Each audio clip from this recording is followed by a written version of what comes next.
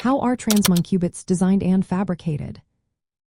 Imagine building a tiny, super-sensitive electronic circuit that can hold quantum information. That's what Transmon Qubits are all about. They are a key part of modern quantum computers.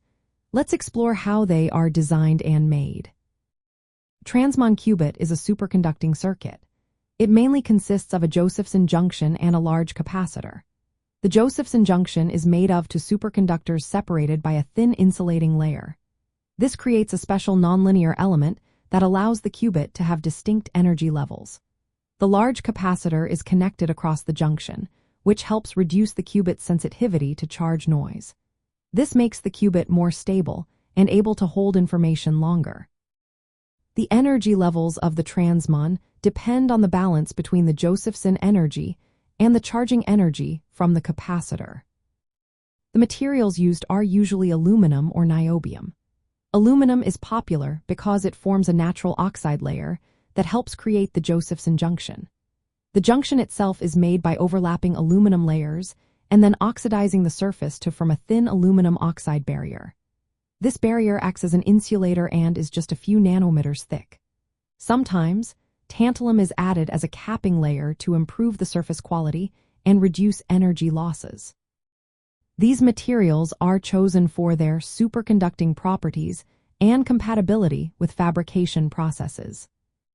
The fabrication process begins with a silicon wafer, often 300 millimeters in diameter, to allow for large-scale production. The process uses photolithography or electron beam lithography to pattern the circuit.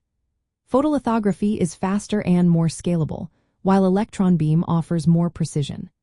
After patterning, reactive ion etching or liftoff techniques are used to define the circuit structures. The Josephson junction is created by carefully oxidizing aluminum layers in a controlled environment, forming the thin insulating barrier. This process requires precision to ensure the junction has the right properties. Advanced manufacturing techniques, similar to those used in semiconductor industry, are now being adapted to produce many identical qubits on a single wafer.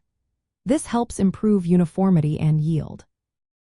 Design improvements include merging the Josephson junction and the capacitor into a single structure to make the device smaller and reduce parasitic effects.